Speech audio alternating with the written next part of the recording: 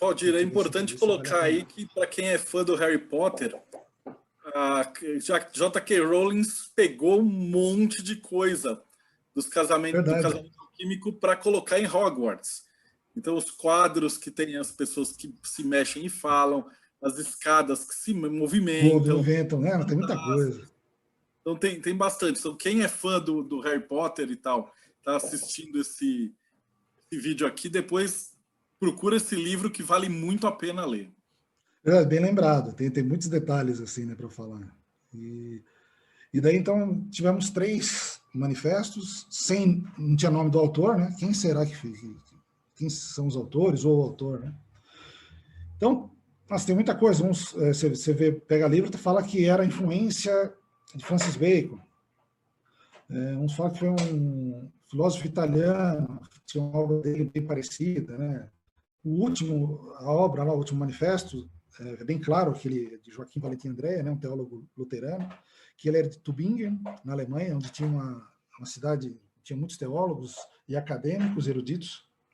Inclusive, nós vamos ver mais para frente que o Kepler estudou lá. Daí você olha aqui, né, o brasão que ele tinha, né, era uma cruz em forma de X, com 4 rosas, né, então vamos ver que tem bastante relação, né, com o último manifesto. Johann Arndt, também, que era... E tem Tobias Hess, existiam vários personagens que estavam lá, né? Porém, assim, estimado que seja, ele não está escrito o nome dele, né? Mas tudo leva a crer que eles participaram também desta obra. Então, estudiosos de hermetismo, alquimia, Kabbalah, lógico que todos aqui do projeto conhecem isso, né? Enfim, né? E tínhamos algo relacionado à vinda da ordem, né?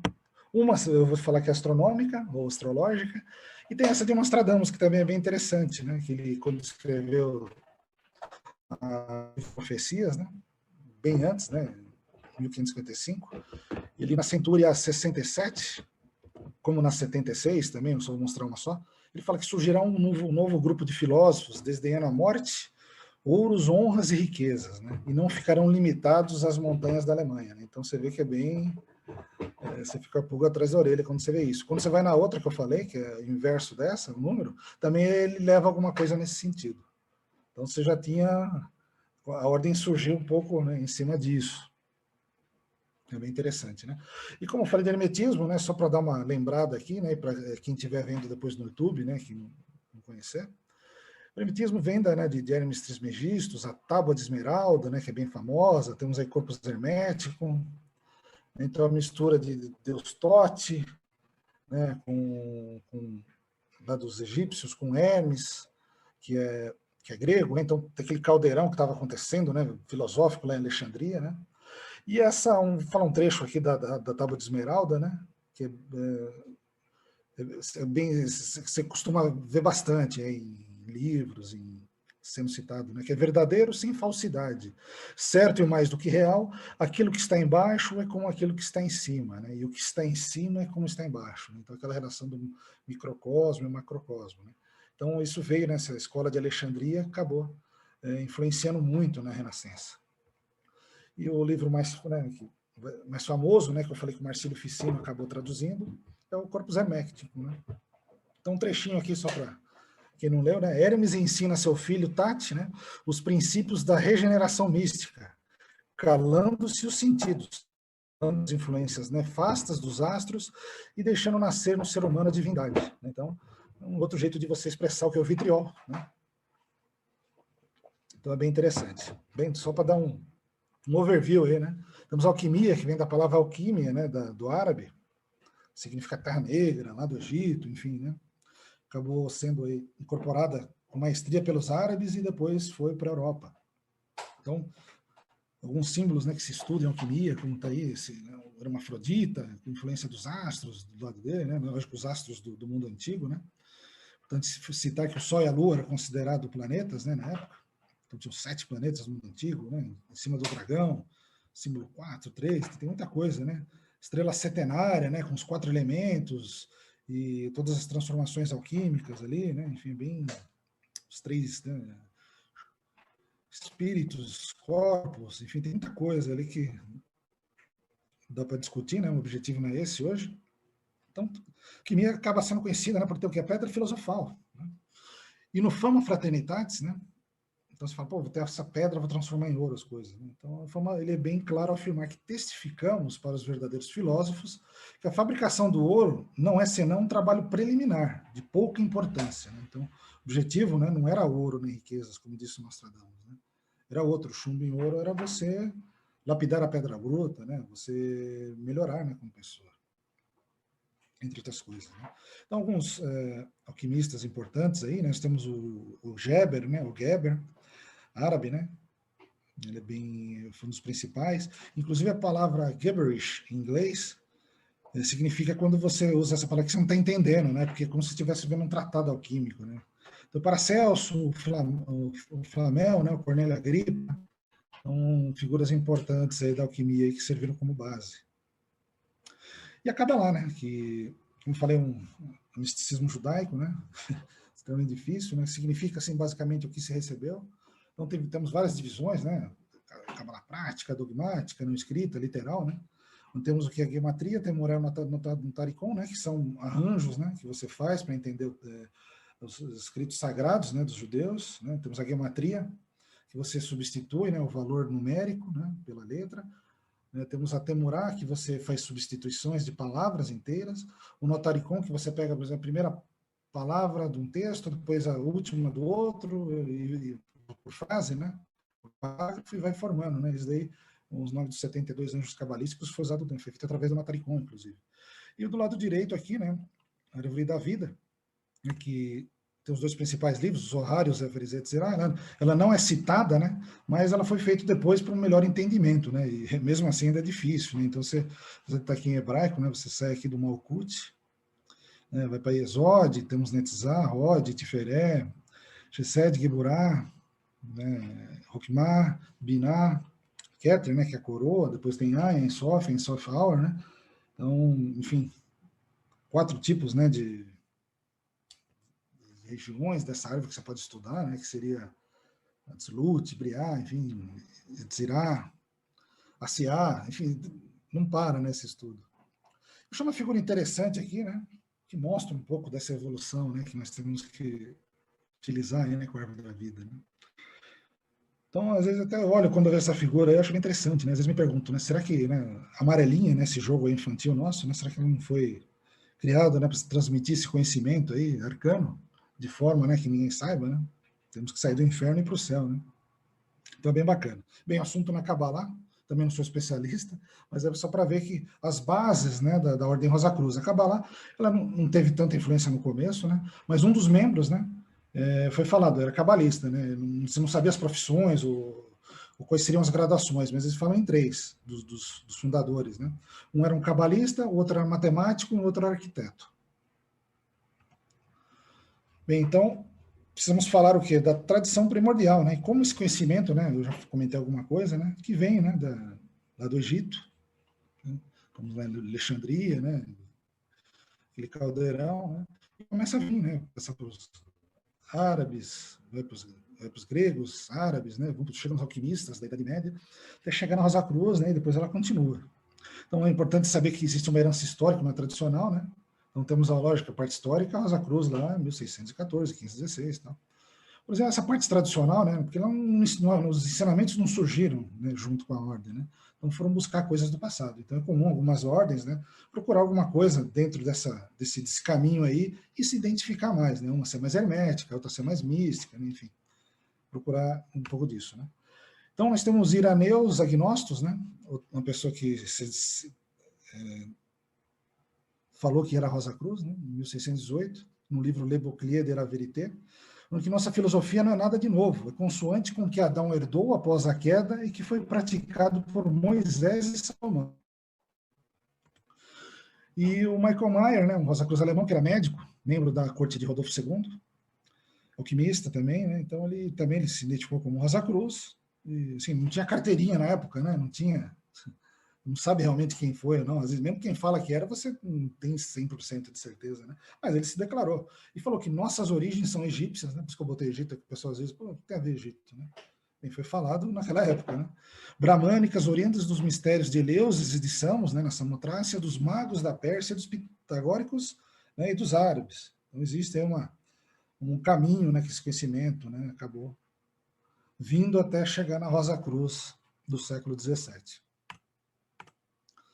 Né? Então, quando pega uma obra aí do Michael Moore, né, chamado Atalantas Fugens, né, Fuga de Atalanta, né, então você vê uma figura bastante, né, são 50 gravuras com uma música e um texto, né, então é difícil entender. Eu vou comentar algumas aqui, né, no caso seria a quadratura do círculo, né, seria a pedra filosofal, temos o homem e a mulher, né, o que significa isso, né, seria a fórmula da pedra filosofal, né, o hermafrodita sendo purificado pelas chamas do fogo, né, o que significa isso, né, esse quadro é bem famoso, que é Sofia, né, caminhando, e atrás lá um erudito, seria o que tem um arcano lá do, fugiu o nome,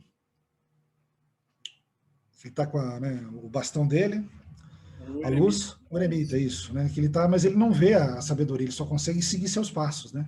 Então é para a gente se preparar que nós vamos ver os passos, né? Quando descobrirmos alguma coisa, né? Então, interessante, né?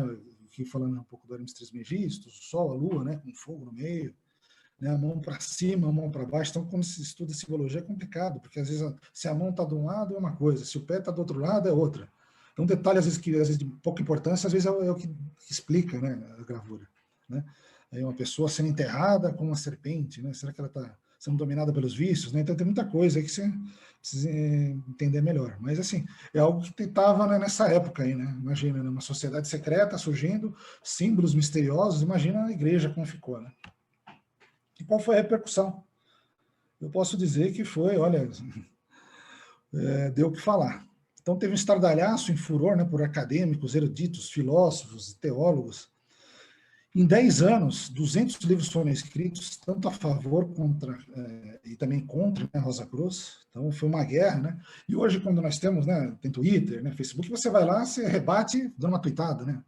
Naquela época, você rebatia escrevendo um livro, né? Então, você imagina como que era, né? Então, a Igreja Católica ela ficou enfurecida, né, com essa proposta de reforma, acionam os jesuítas, a Inquisição. Quem são esses Rosa Cruzes? E são chamados de conspiradores luteranos e satanistas. E lá nos protestantes, apesar de na época eles serem um pouco mais tolerantes, então eles, na Holanda, principalmente, eles criam comitês para analisarem os manifestos, né? A Rosa Cruz vira sinônimo até de ateu. E criam um tribunal para julgar os Rosa Cruzes, né? Porque ele fala, pô, já foi feita a reforma, para que outra, né? O que está por trás disso? Então todo mundo ficou com a pulga atrás da orelha. E para piorar, acontece a Guerra dos 30 Anos, já na sequência. Então, vou falar um pouco do Palatinado, né? A Rosa Cruz ela tinha um suporte de um príncipe lá da Europa, e no começo dessa guerra ele perde, né? Então os Rosa Cruzes se dispersam, né? Então uns vão lá para a Inglaterra, os aliados de Oliver Cromwell. Pode ser sido da maçom, né? Ashmole, né? Que o maçom ele levanta essa hipótese, né? Já em 1652, né? Bem antes da Grande Loja da Inglaterra, que foi em 1717. E por alguns protestantes, Rosa Cruzes, né, acabam fugindo para os Estados Unidos, né, em função dessa guerra. Foi uma guerra terrível, sim, acho que pior até que a Segunda Guerra Mundial, principalmente ali na região da Alemanha, foi devastada. Nossa, foi terrível mesmo, junta a peste, junta a fome. E com isso deu uma dispersada na Rosa Cruz. Ela acabou nos concretizando num formato hoje como nós vemos as ordens, né? Inclusive o Robert Flood, né, ele sai em defesa da Rosa Cruz. Ele fala, eu sou Rosa Cruz, né? Ele fala que os irmãos da Rosa Cruz empregam apenas as boas qualidades da mágica, da matemática e da mecânica, e a magia da Kabbalah, que ensina como invocar os sagrados nomes dos anjos. A magia, a Kabbalah e a astrologia, conforme estudadas pelos irmãos da Rosa Cruz, são científicas e sagradas, né? Quem falou isso foi, né, quem escreveu, foi a Francis Yates, né, ela que reescreve. Né? Então, e o Robert Flood também escrevia livro contra outros filósofos que eram contra a Rosa Cruz, então foi uma guerra. Né? Então, a Rosa Cruz acaba não surgindo, não se manifestando em função disso, né? E ficou aquele negócio, quem são eles, né? Quem é essa fraternidade aí? Então eles começam a ser chamados de invisíveis, porque ninguém sabia quem eram eles, né? E só sabia que eles seguiam esses mandamentos do Forma Fraternitatis, né? Que só se podiam se encontrar uma vez por ano na casa do Espírito Santo. Tinha um substituto para depois da morte, tem que escolher, né? Curavam os doentes, distribuíam remédios de graça, se vestiam de acordo com os costumes locais E a palavra, né, de CR, né, que é a Christian Rosenkreuz, devia ser o selo, marca e caráter deles. E a fraternidade deveria ser secreta por 100 anos. Por não surgirem, né, muitos acusam de ser uma invenção imaginária, né, falam que foi uma fake news, enfim, né. O próprio René Descartes, ele inicia uma busca pela fraternidade, vou comentar um pouquinho disso daqui a pouco. E até Goethe, né, praticamente 100 anos depois, ele até pergunta, né, quem casou a rosa com a cruz, né? Então, é algo que mexia no imaginário aí dos acadêmicos, dos filósofos. Lembra que eu comentei uma coisa sobre o Palatinado, né? Então, o que era, né? Era uma região ali da Germânia, que hoje fica assim entre a Saxônia e a Boêmia. E quem eram os príncipes era Frederico V, né? E a Elizabeth Stuart, que era filha dos Stuarts lá da Inglaterra. Então, eram protestantes, né? E eles resolveram se casar, né? Então, você vê que até na mão dela aqui, ó, uma rosa, né? Então, existem alguns símbolos, né? Quando você vê esse casal aqui. Era um casal jovem, foram muito festejados, né? Então, eles se casam em Londres e depois se casam na Alemanha. E, inclusive, Shakespeare, né? Ele tinha a companhia de teatro dele, né? Que sempre aparecia em alguns momentos, né, que relacionados ao misticismo, né? Também apresentaram a obra Tempestade, né? Que tem um cunho totalmente místico, né? E eles acabaram meio que sendo, né, a esperança, né? E ser considerado o chefe dos príncipes protestantes na Europa, né? Contra os católicos. Eles eram tolerantes, incentivavam as ciências, o livre pensar, e não permitiam a ação da Inquisição, né? Então eles atraem muitos pensadores, assim como estava na época em Praga, né, com Rodolfo II, né? Lá no Palatinado também. E depois, né, da morte de Rodolfo II, apesar de ele ser um Habsburgo, né, católico, colocam um rei lá que não era do lado da população, eles vão lá, pegam os representantes, jogam pela janela e falam, nós queremos que, né, Frederico seja o nosso rei. Ele aceita, conversa lá, o Stuart na Inglaterra olha lá, ó, veja bem e tal. Então, falando, legal, vou lá, se tiver uma guerra, eu tenho apoio do meu sogro, né? Para iniciar a Guerra dos 30 Anos, eles não têm o apoio do sogro, eles perdem numa batalha chamada Batalha da Montanha Branca e vão para a Holanda. E com isso, todos os Rosa Cruz, né, Comênios, muitos outros acabam se dispersando, indo para a Inglaterra, e acaba dando, né, um problema, e a ordem acaba não se manifestando. Então, o movimento Rosa Cruz acaba sendo transferido para a Holanda e para a Inglaterra. Esse é o convite de casamento dos dois, né? Então dá para ver até aqui como se fosse um som, né? O tetragrama sagrado, né? Yod, He, Vav, He. Então você vê que eles tinham, né, essa tendência aí, né? O casamento cristão com símbolos hebraicos com o nome de Deus.